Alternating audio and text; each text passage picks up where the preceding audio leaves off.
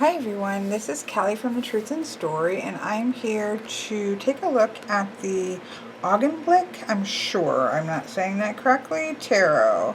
I got a box of some goodies from Jen, who has sent me some of the decks that she hasn't got on with, and for whatever reasons in the past.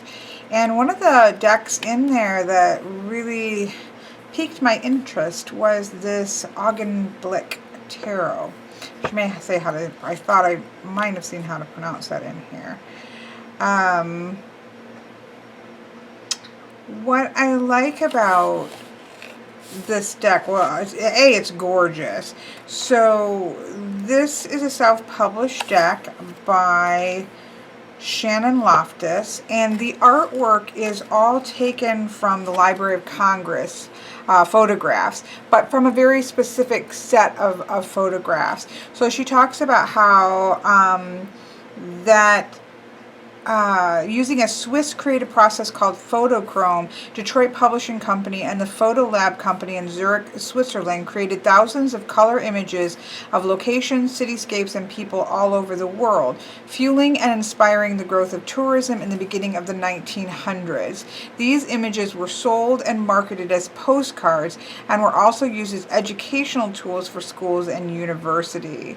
And so these photochrome images are what she's using. So there were about 6,500 images in that particular set of images, and that's where she is drawing these images from.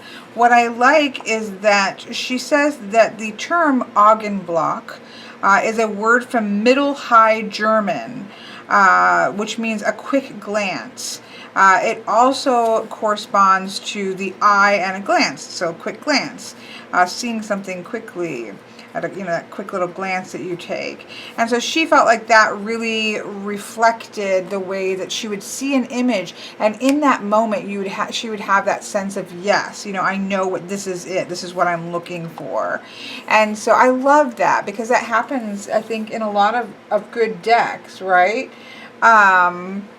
Where you just have those moments when you see them and you're like, oh, I know what's going on here. So I think that's really fantastic. And we're going to take a look at the cards in a second. But she also, they made these square because the fact that these photochrome collection were both portrait and landscape, and she didn't want to have to have them going either way. She didn't want to have to crop them weirdly to try to make them fit, or to only use the ones that were portrait, as most tarot decks are portrait, or vice versa. And so with cropping it into the square format, two things happen. A, you can just crop any image to fit in that square format, whether it's portrait or landscape. And B, you got the 4-directional usage of tarot.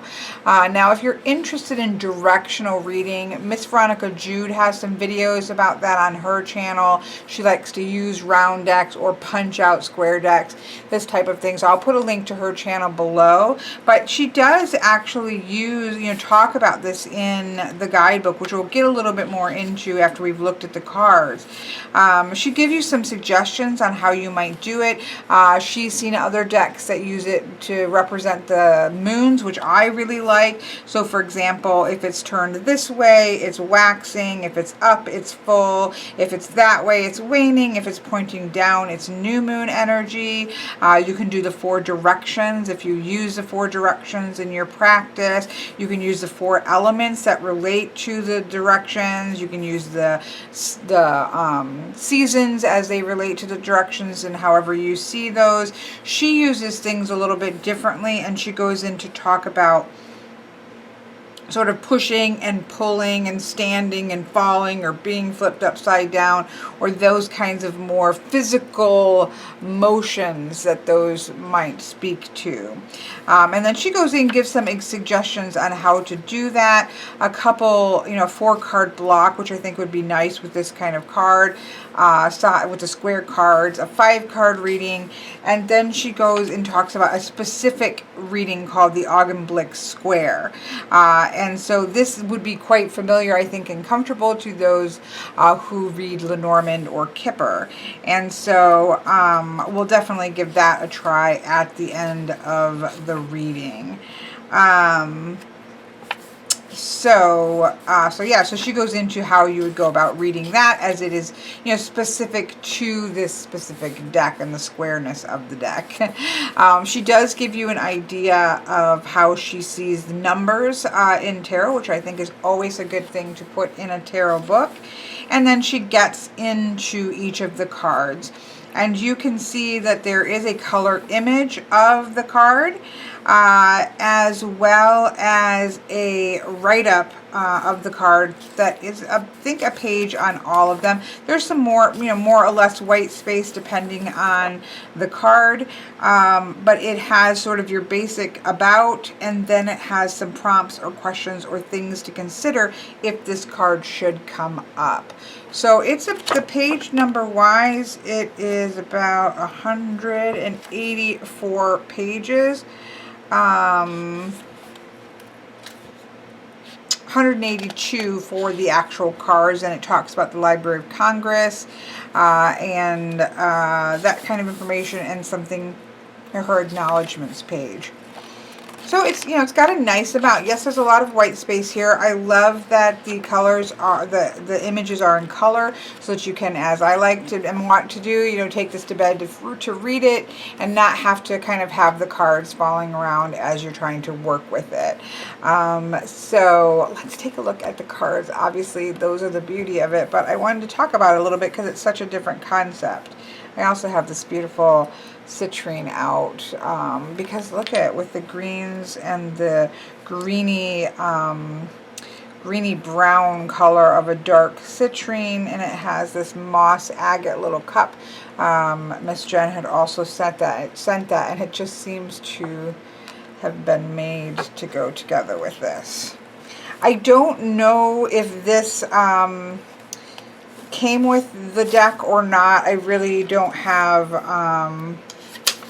I don't have any information about that. I'm not sure what it comes with, but we can see that it has, this is clearly kind of a thank you thing, little note thing here. So I don't know if Jen made this or bought this for this, or if it came with it. It's perfect for it because it has that sort of postcard map kind of feel to it, and I absolutely love it.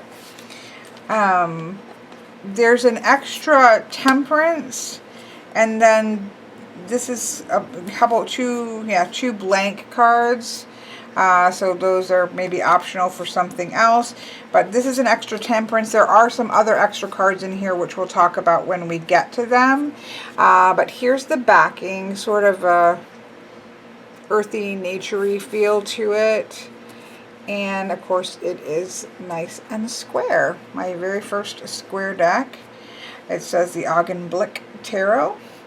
And then we get right into the Fool card, of course. So let's zoom in here a little bit so we can talk about this. I don't think I'm gonna start out taking a look at the guide. Well, we need to do one with it, but I'll wait till one pops out that I want to use the guidebook for, because I kind of want to leave that moment of, ooh, yes, ah, yes, yes, I see, that instant, knowing that why that's the way it is.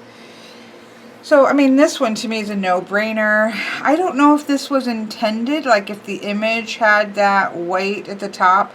My guess is probably not. So I don't know if that's a print error that has been fixed at some point or not, but it's not too bothersome. And it may be the way that the image was.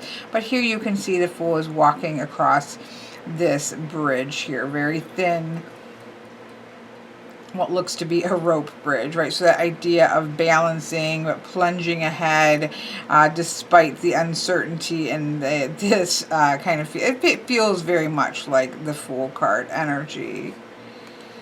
Here we have the Magician. This has a magical feeling to it to me. It has a little bit of a shape, you know, like a Taj Mahal kind of shape to it, even though it looks more of a modern structure than that.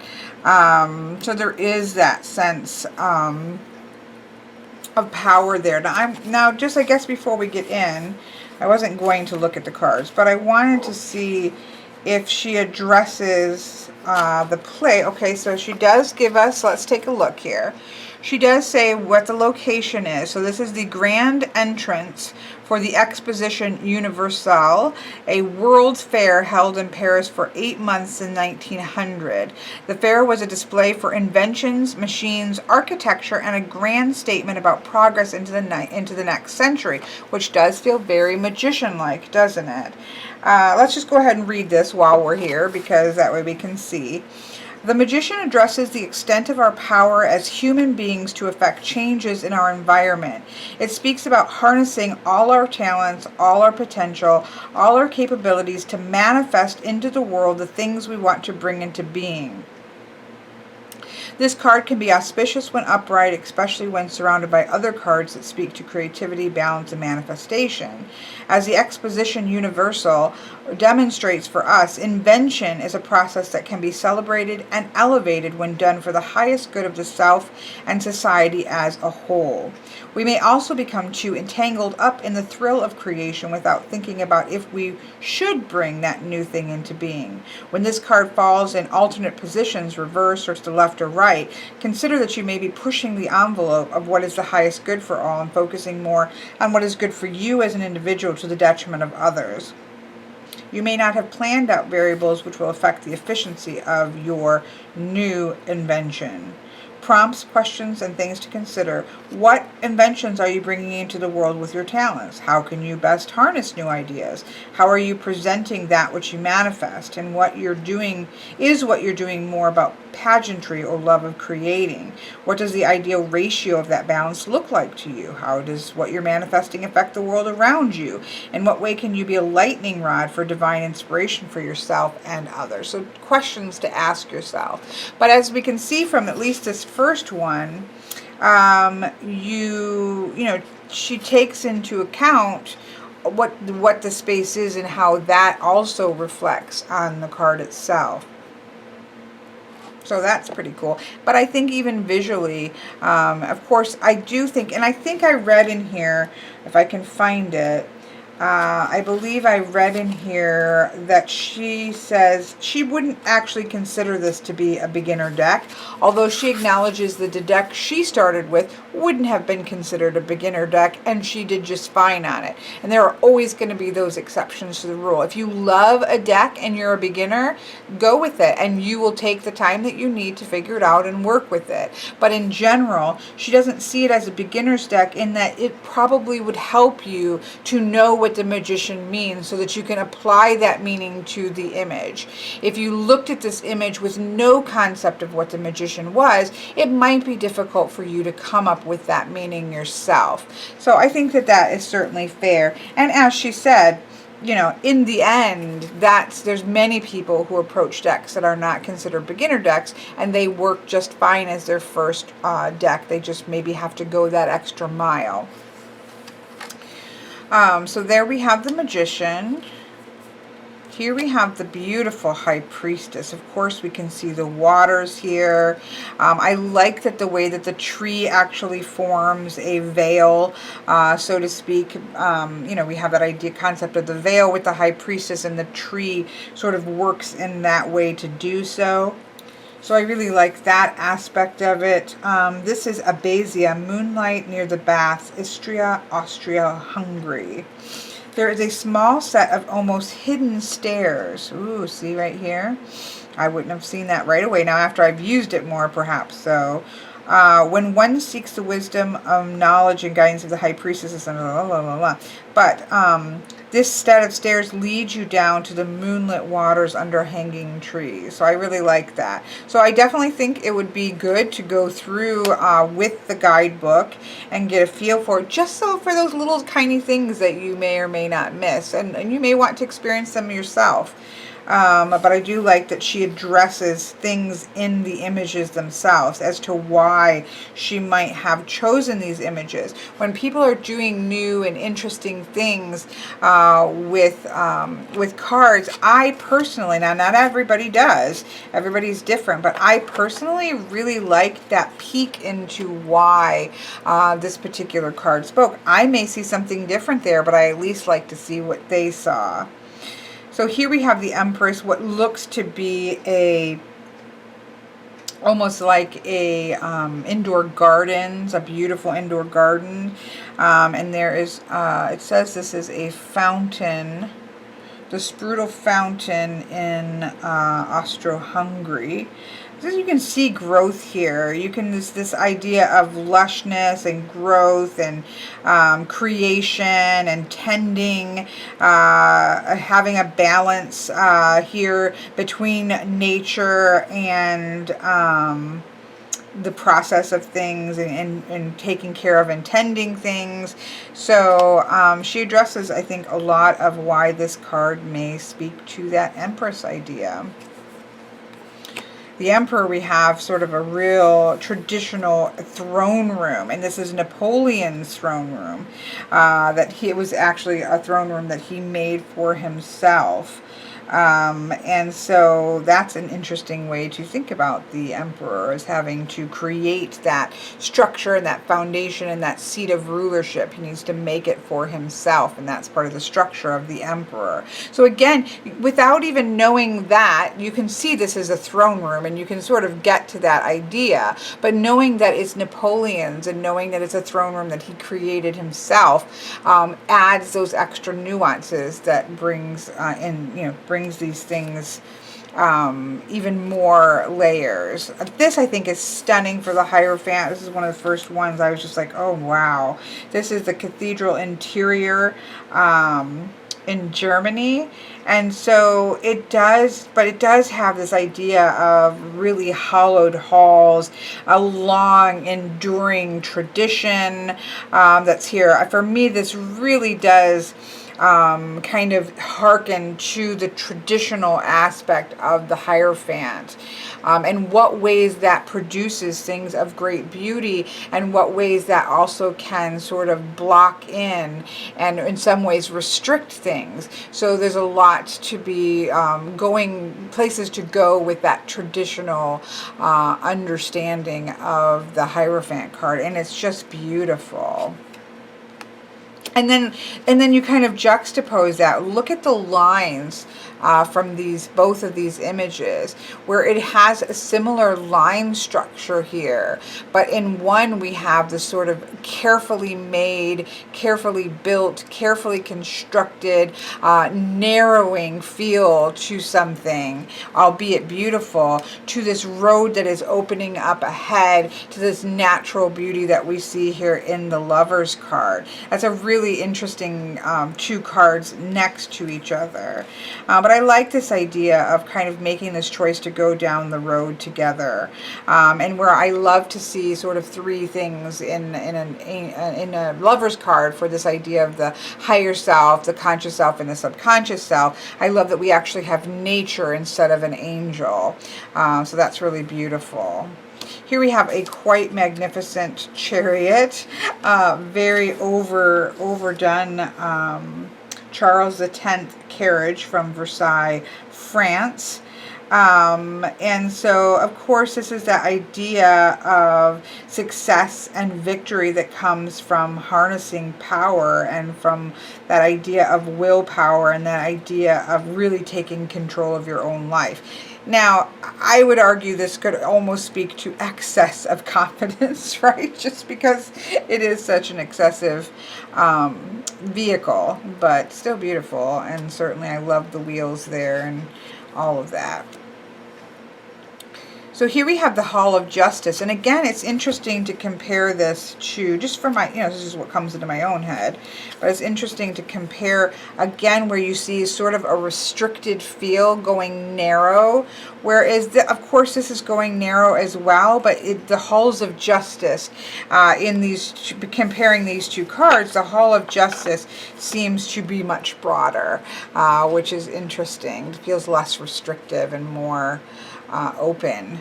So that's interesting there as well. Now, this deck actually has 2 cards for Justice and 2 cards for Strength. They are the same cards, but one is labeled with 8 as Strength and 8 as Justice, and then of course 11 as Strength and 11 as Justice, so that you're able to put these cards in the way that you personally see those numbers, right? So me, I would probably be putting 8 in at Justice and Strength in at 11, while a Rider-Waite-Smith kind of flops those around to Strength as 8 and 11 as Justice. But for right now, I'm going to keep the Strength card in that position. But she does give you that option, which is nice, because that is important to some people when you're going to add numbers onto the Major Arcana. So look at this beautiful lion here in the Strength card. This is a lion monument in Switzerland, and it is gorgeous. What's interesting is that she goes into speaking about how it commemorates the Swiss guards who were massacred in 1792 during the French Revolution, and depicts a fatally wounded lion protecting and covering a royal shield. So there is that idea of protection and strength within, even, it's not just the picture or just that statue, but then what that statue represents. And for me, when you're talking about what I call curated decks, and this is to me a curated deck, it is a deck that has been curated from pre-existing images. And rather than just slapping an image on, when you take into account either the story that the painting is telling, as with like the Tarot of Delphi, or in this case, what is being represented here, that makes it far more in-depth of a deck than just kind of randomly picking images. Although there are things to be said for that as well. There's many different ways in which you might curate a deck. But for me personally, what I really love is that second layer where I don't need that, right? I could just look at this and see the lion, understand what Strength card, and it makes sense that she would pick this image. But having that extra layer in there is really, to me, really interesting, and I quite love it. So here we have the Hermit card, which is interesting, in an ice tunnel. This is in Switzerland as well. And you do see this very solitary path. We often see him up on the cold tops of the mountain. Here we are, this is maybe in the mountain in Switzerland. I'm not entirely sure. But it's certainly this pathway. And I love the light that is shining around this figure as well, which kind of gives that effect of holding up a lantern that we traditionally see in the Hermit card. Love this wheel. I'm generally not a fan of wheel cards. I don't know why. So I don't have anything against it. It's just, for whatever reason, it's not one of my favorite cards in terms of depictions. And I quite like this. This is just a big wheel on the Isle of Man. And she talks a lot about the law of impermanence here, this idea everything is cyclical. Everything rises up and everything drops down and dies. Everything comes to life and everything, goes back in, that energy kind of goes back. You're not losing anything. It's this ever-shifting, turning cycle, and I really like that. Whereas sometimes people see the Wheel of Fortune as, okay, things are getting better, so a turn for the better. For me, it's that overall understanding of the cycle of life, and I think this is a pretty cool depiction. So here we are back to 11, and so we have the choice of having Justice at 11 or Strength at 11. So actually I took out the wrong one, didn't I? Yes, I did. Whoops. I prefer Justice at 8 but I left this one in. So we'll have to talk. I think we did talk a little bit about justice. And so then strength for me would be at 11. And so, but let's go back here for a minute. I do, again, like these halls of justice. Now, in the book, I think I've got these. I'm just going to talk about this for a minute. I'm going to leave strength in here at 11.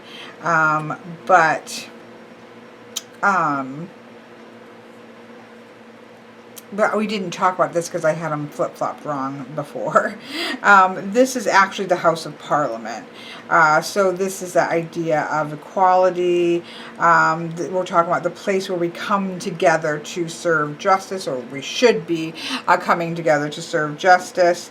And so I do think this, again, I like this like concept of the halls of justice.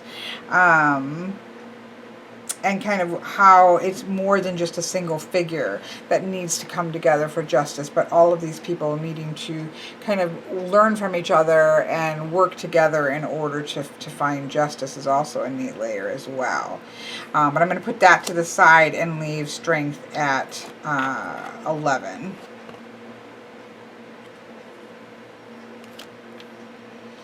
So here we have the Hanged Man. I thought this was quite an interesting one. This is the Tower Bridge, of course, in London. I think that we all can kind of recognize this.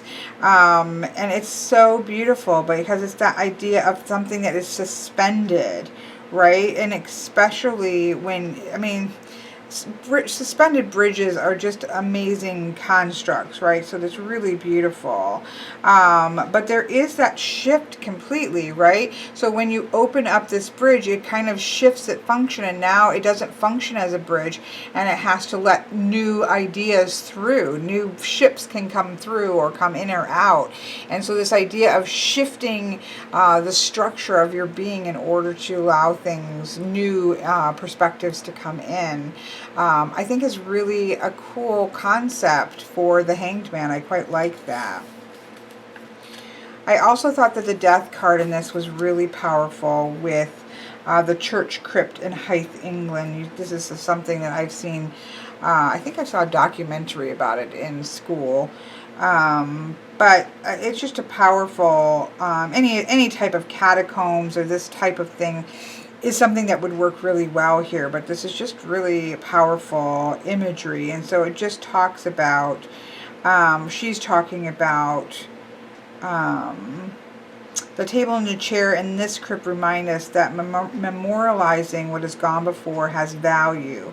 See, it has this chair where somebody can just literally be sitting here and sitting with this energy, and not just continually running from, but sometimes sitting with. And that's a really interesting compared to what we normally see with the Death card. And so I think there's a lot that you could unpack from that.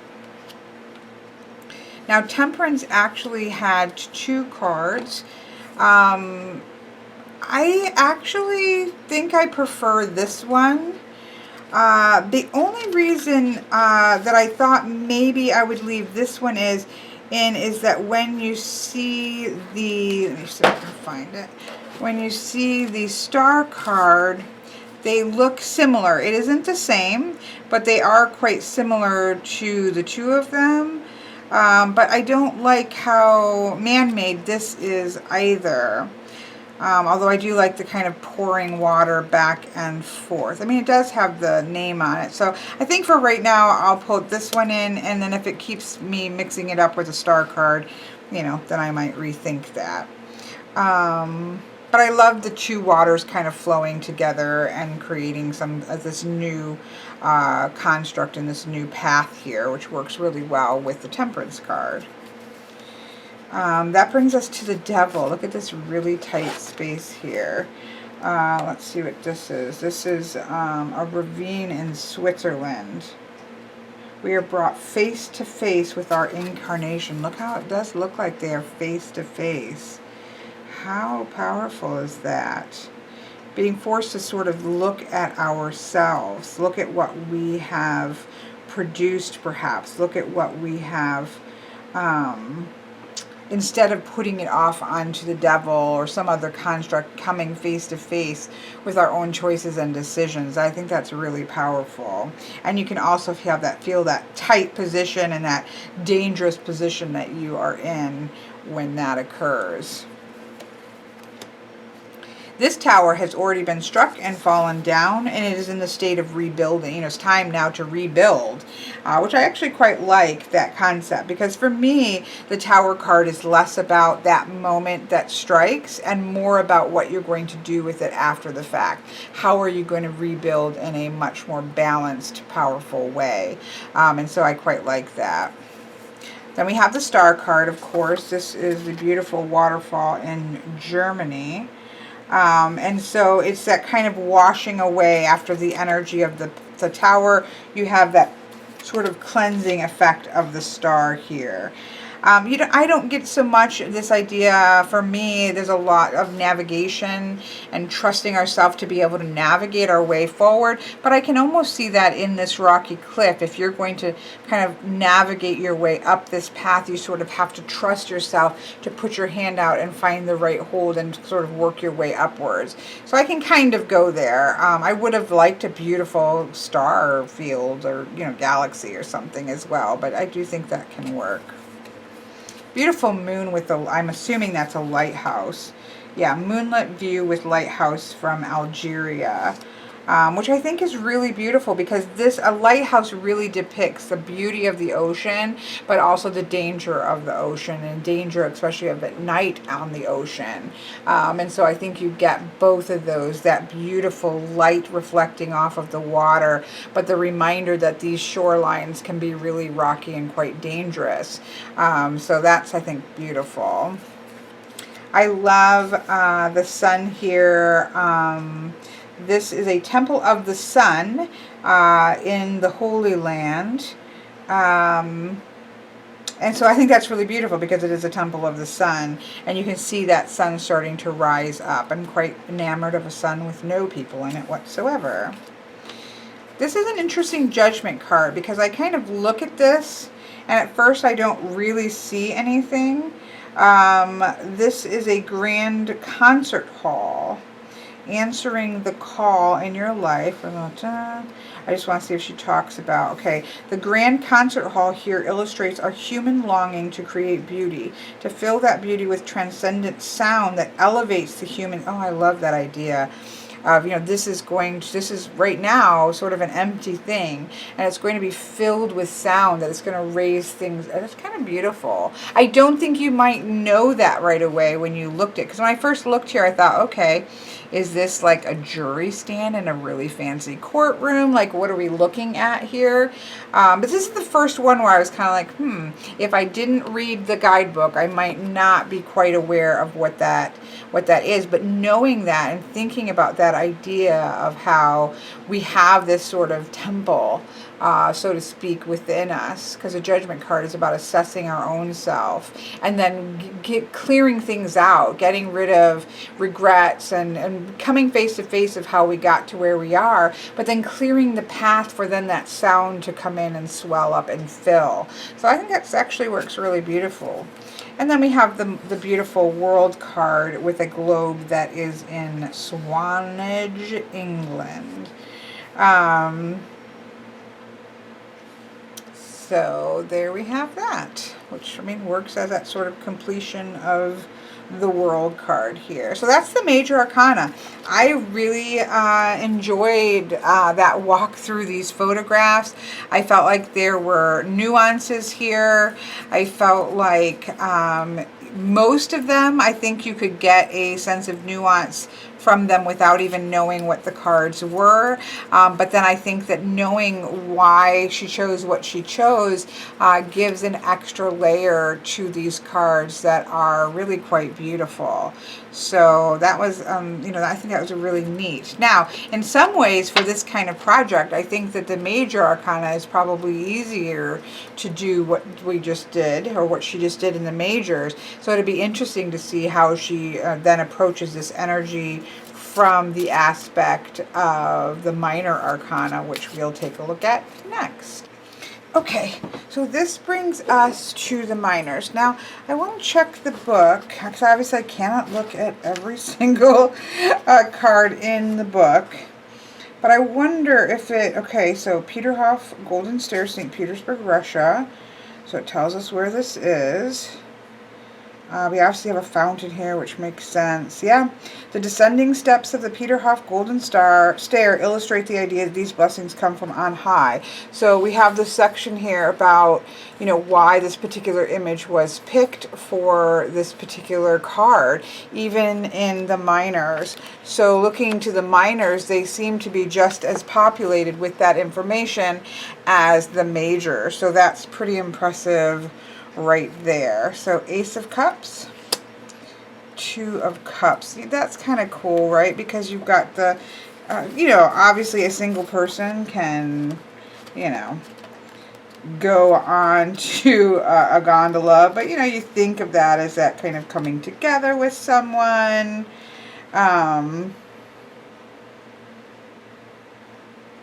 You're balanced on the boat. These are smaller boats. You've got to be in balance. Just kind of skimming the cards, but I like that. Three of Cups. Everybody just chilling here.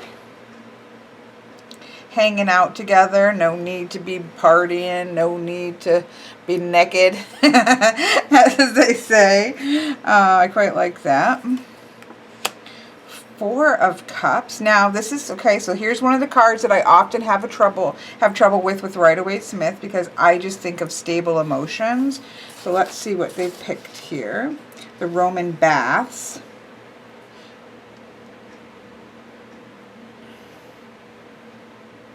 It is an alone time, so it does talk about alone in this card, the only person in the landscape of the Roman bath. You're surrounded by the gifts of nature, heated spring that rises from the ground around which the structure has been built, and so on and so forth. So you can certainly get this, but you can also, these are the these are hot springs. So there is that sense of sitting and recovering for a moment with the Four of Cups. That works very well for me. So I think this works great as a crossover. Here we have the Five of Cups. Interesting. Are you going to get in the boat and move on, or are you going to stay on the shore perhaps and you know, be in sorrow? Again, I do think that it would be helpful, perhaps even necessary to, not necessary because you can read the guidebook, but if you just want to use a card without looking at the guidebook, it would be necessary to know what the Five of Cups means. But I really like the neutral nature. It kind of gives that ability to just read the Five of Cups how you read it, with an image that supports it but doesn't bulldoze a particular meaning for you. Six of Cups. We'll see when we get to the swords. Six of Cups. Little shop. I like this little shop here. I just want to read the whole book, which isn't often the case for me. The inner interior of a house. Remembering home. Remembering what home was like when you were young. I like it. Seven of Cups. So this is apparently a casino entrance. That's interesting. You about to waste all of your time and energy on an illusion of winning, you know, $1 million, or are you going to go out and kind of find your dream?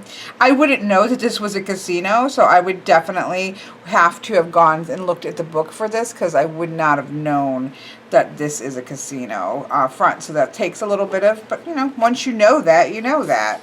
Beautiful Eight of Cups. I love the sense of going on to a journey, heading out and upward. You often see that upward climb. I love that. Nine of Cups. Here we have the Kaiser Wilhelm smoking cabin, wish fulfillment, emotional satisfaction, a beautiful cabin on a steamship. Just, yeah, enjoying their life, I guess. Here, seats and tables await being filled with customers. What wishes are going to be filled on this journey? Makes you think of like an old movie, right? Where all kinds of things happen on the steamships and love is found and lost and dramatic things occur. 10 of Cups. So this is that kind of happily ever after here. This is home, I guess. An order to things, a house in order, all of these people together. There's just a sense of everything right and everything coming together. Page of Cups, carrying his boat. I quite like that. Knight of Cups is on a horse, so I love that. It's a beautiful image. Queen of Cups, she looks like she is... Location on harbor in France. They're in tune with herself. She's just making her way confidently across, I guess, this plank here. King of Cups, everything is structured and in order emotionally. Ace of Wands. I'm going to go a little quicker. I know I can't go through all these like this, but I'm really enjoying this. I'm going to definitely read the book itself all the way through. Ace of Wands, Two of Wands, plans in motion is what I see when I see that. Beautiful Three of Wands, waiting for your ships to come in. Four of Wands, that sense of satisfaction, having reached attained a certain level here, but there's still a higher points ahead that you could go to. A little bit of stubborn discord here with these donkeys. Six of Wands, we certainly have that sense of acclaim. The Seven of Wands, this one is interesting. Let's see how they do that. This will test your limit to defend yourself. It's the card that precedes the Eight of Wands. What are we looking at here? A museum. The display of armor from Insert, Switzerland. It's all the armor and stuff that you might need to defend yourself. So we have that with the Seven of Wands. That's good. Eight of Wands here. This is all about movement. This is a gallery of machines. Love that. Nine of Wands. That, I feel like I've seen that scene. I feel like that maybe Karen Mahoney used this somewhat in some of the backgrounds of the Bohemian Gothic. This is the Knights Hall in Mount St. Michael, France, which is gorgeous. Battle worn. Again, I don't think you would know that this has to do with knights until you looked that up. But again, I'm all for looking things up. Here we have the Ten of Wands. It's an uphill destination. It's going to be a little bit difficult. You're going to have to put your back to it, but you can make it. Look at that Page of Wands. She is beautiful, stepping out. Knight of Wands. Queen of Wands. That's cool. And then the King of Wands. Swords. My favorite swords. I love it. It looks like a university. I'm not saying it is, but it looks to me like a university of gaining knowledge. Yeah. Marischal College in Aberdeen, Scotland. Love that there is a university for the Ace of Swords. Please. Two of Swords. Interesting, right? Which direction are you going to go? A choice that has to be made. Okay, so Three of Swords. Okay, number one, I like this because I feel like I could go anywhere. It's loose enough that I could go just about anywhere. However, we do see a graveyard that's here. At least I think it's a graveyard. The Garden of Gethsemane in Jerusalem. Let's just read this because this is often a problem for those of us who don't read Rider-Waite-Smith. The Christian Bible tells the story that the night before his crucifixion, Jesus came to the Garden of Gethsemane to pray with some of his disciples. After some time, Judas Iscariot arrived with a multitude of soldiers. Judas himself, a disciple of Jesus, had betrayed his Lord by handing him over to the authorities who would eventually crucify him. This place of prayer and betrayal is the setting for the Three of Swords.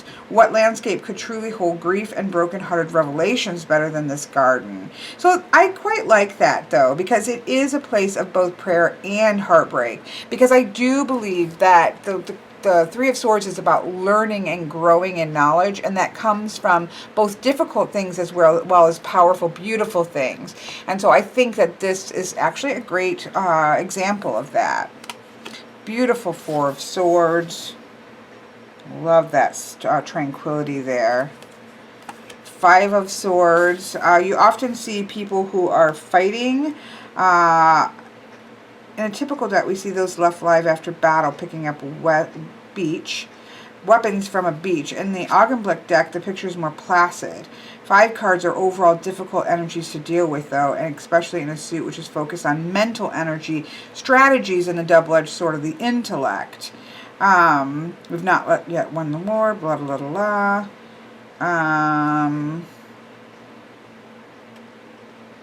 The ground may be soft. The waves threaten to come back in with the turning of the tide. So I like that. There's a challenge here, but it doesn't necessarily have to be a war challenge because this is the realm of the mind. 6 of Swords. I can love Rider-Waite-Smith's 6 of Swords. I love the ship here. Interesting 7 of Swords. 7 of Swords is Red Sea Street in Algeria. There is typically a certain element of moral flexibility to the energy of the 7 of Swords.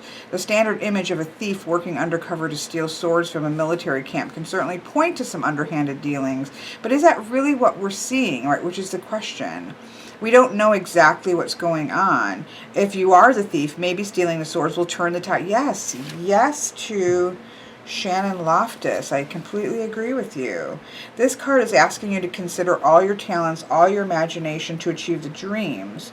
Da da la da la da la da la. So it doesn't really, in this particular one, she doesn't go into what it is that you're looking for, but being careful to not simply assign nefarious things to what you may not understand. Beautiful 8 of Swords. It's a narrow path. We're forced onto these rickety planks by our own doing. We've made choices. It's beautiful, though. Absolutely stunning. 9 of Swords. Well, I am happy with this 9 of Swords. But see, it's a gallery of mirroring, right? So how perfect is that? You're mirroring back. If you have these high dreams and aspirations, you're getting that mirrored back in abundance. If you have nightmares and fears, those are being mirrored back in abundance. Perfect. Love it. 10 of Swords. I'm sure this is a tomb. Napoleon's tomb. But you know what? Napoleon, you could go with many different ways. So yes, we have this kind of completion, ending cycle of a interesting and dynamic energy here from Napoleon. Since this card is a culmination of its intellectual, thought-minded suit, we must consider that many, if not all, of the world's ills fall on the feet of poisoned thought. We can't help but wonder and consider if he was satisfied with where his life led. He might have been. We don't know. Anyways, this is something I can definitely work with versus a traditional Rider-Waite-Smith card. And again, if you've watched my channel, you know I don't have, the issue with me isn't so much any of the violence in a traditional card. The issue for me is that it's the culmination of the suit of the mind. Now, let's be honest, what I would have absolutely loved, let me go here.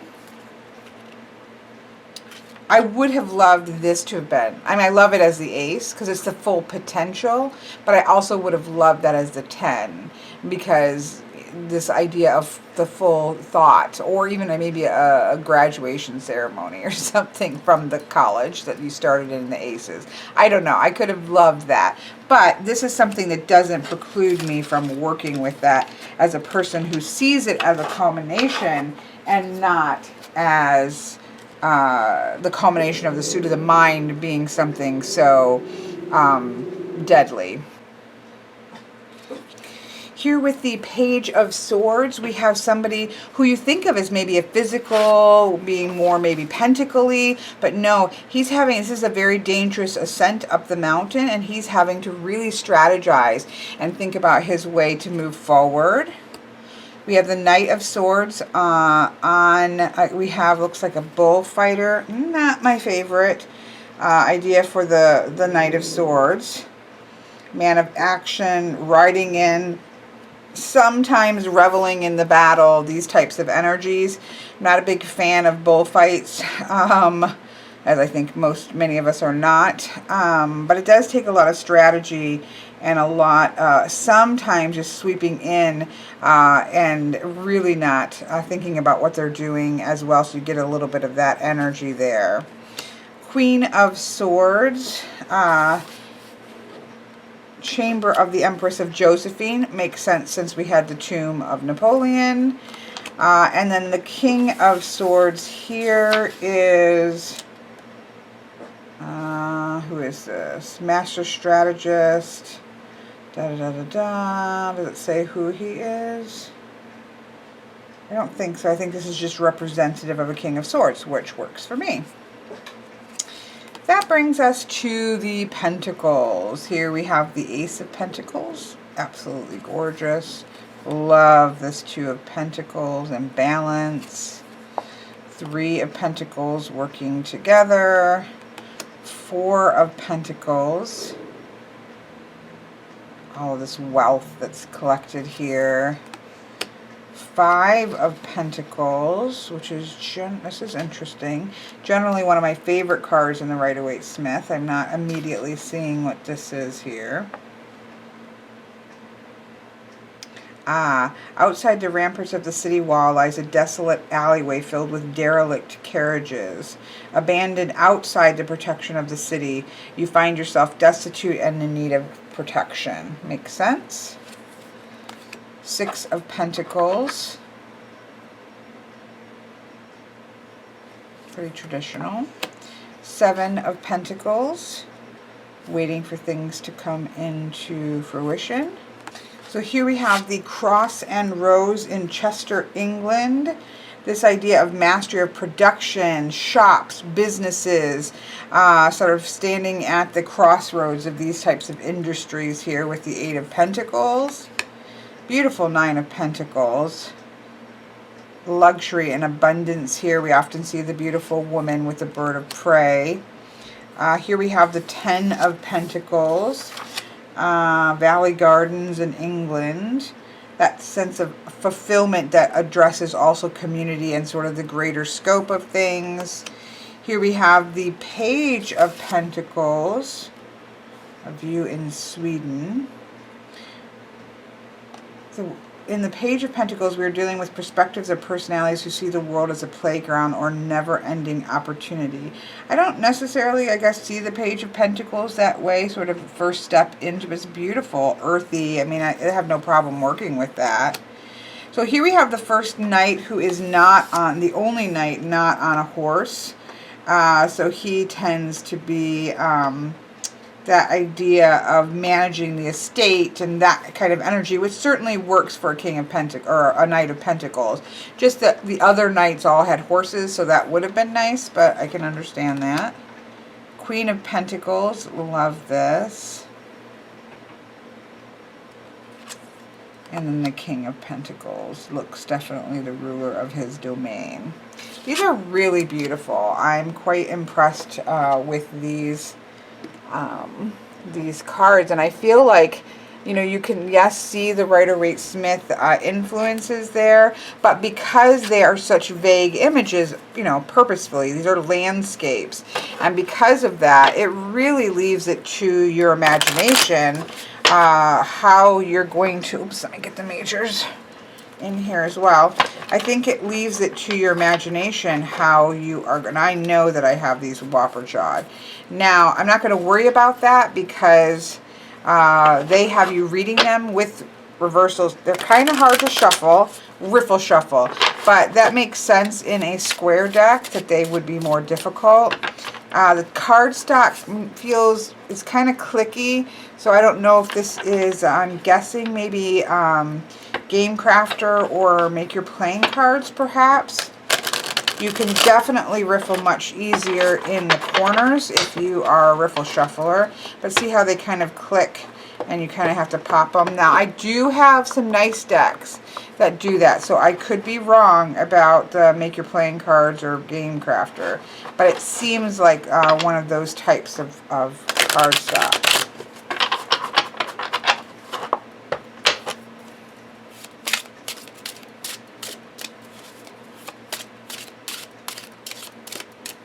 I would probably just shuffle these without regards, and you know, if I'm not using reversals, I'd just stick them right side up. It's not a big deal. I already know that I've mixed these a little bit incorrectly. I just want to make sure they're mixed really well. Now these are obviously going to do really beautifully for a 9 card with the square aspect of things. I'm just going to kind of play around with these for a second visually. I would agree, after, you know, looking through them all, I would agree with what the author themselves says, that this is probably not a deck somebody wants to run to as a beginning deck. I think it's would be very helpful in having this deck if you understood pretty comfortably the core meanings of the basic tarot meanings, because that's going to help you.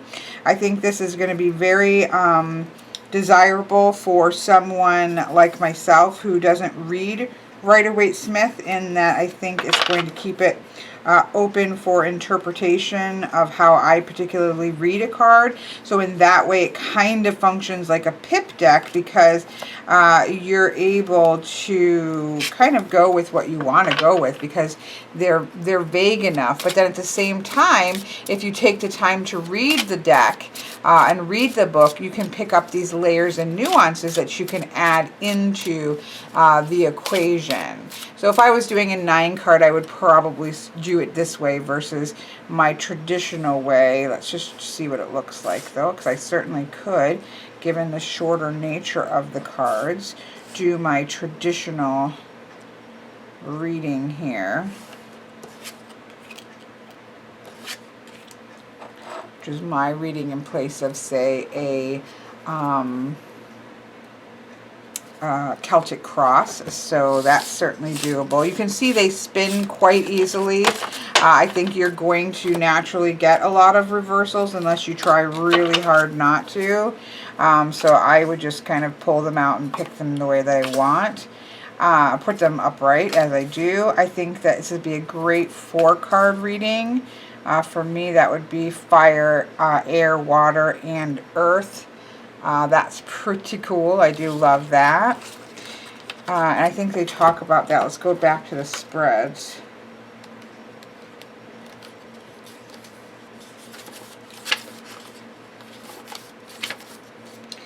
Let's see, 2-card reading, 3-card reading, 4-card reading, 5-card reading, so like a cross. Would certainly work beautifully here. They're a little spinny because they don't lay flat and because I have a hard surface. Now if you have a fabric surface, you'll have a little bit better luck there. But some of that's because of the clicky nature of the cards. That's really pretty. Again, I'm just looking visually because, you know, we like to look at visual things here. Now, the reading that they have done, let's see, does it say how to set it up? No. Nope. So this is the signature spread. So let's take a look at this. I'm assuming this is going to be more of a general reading. And I think if you're really going to want to get good reversals here, you know, just do a good wash. Get in there. Obviously, I have stuff on the other stuff on the table, making me not able to get the greatest wash of all. But if you're going to do a full-on reversal, I would say get in there, wash them. They seem to want to wash and slither together. So, like, make use of that and just get in there and do your thing. So, and then laying the cards, it doesn't say like what order you might lay them in, but let's just, you have 4 across.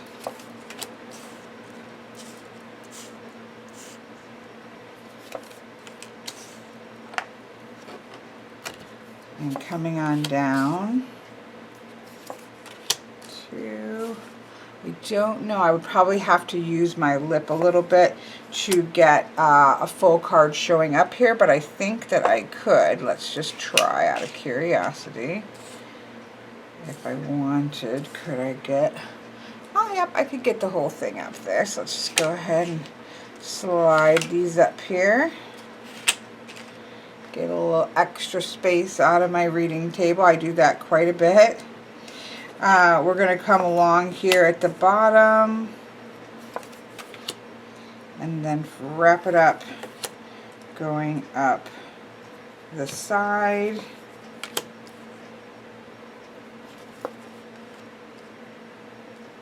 And into the center card.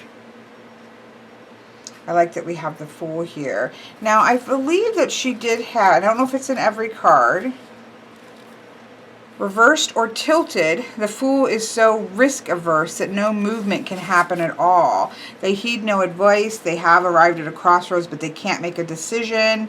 It could also be that the Fool is set on their imaginary course. They cannot see the reality of the ending road. So either way, we're not really getting any kind of movement when the Fool is this way, in her way of interpreting this. Now, you could read this in many different ways, right? You could read it that the Fool is going in this direction, maybe kind of traipsing backwards in some ways. This one, you could say that he's really pushing forward ahead versus that sort of traditional imagery of the front-loaded here. So I think there's a lot of things you could do. You could also do the directions and what does it mean to be coming pointed towards the west. What does the west mean to you? What does the north mean to you? Those are kinds of things you would want to bring into play. I am not an expert at reading directionally with cards because I tend to read them upright. Again, in the description box below, I will put a link to Veronica Jude's website or YouTube channel. I know she's got videos there on reading with directions. And as I said, the author does give you some examples, gives you some different ways that you can read, gives you an example of what fully upright, fully reversed, tilted left, tilted right for the same card might mean. So gives you that. And then some of them, actually, it looks like all of them. Nope, some of them have. If it's reversed or tilted, this is what it could be. So I believe she's provided you with a lot of information here, should you choose to use them that way. Obviously, you can just use these as a regular tarot deck. Use uprights and reverses. If you use uprights and reverses, just use them how you would use a standard deck. And with it being square, which is probably what I will do. Although I do want to give some practice and look at working with the directions in the way that I see the 4 directions. You could also use it again to point towards the element. So here, for me, when I'm doing a 4 card, let's see if this was in the middle, right? Fire, air, water, and earth is how I look at them when I'm doing a 5 card. So if I think of that as orienting me to where I'm going, this is kind of pointing to the position of earth for me.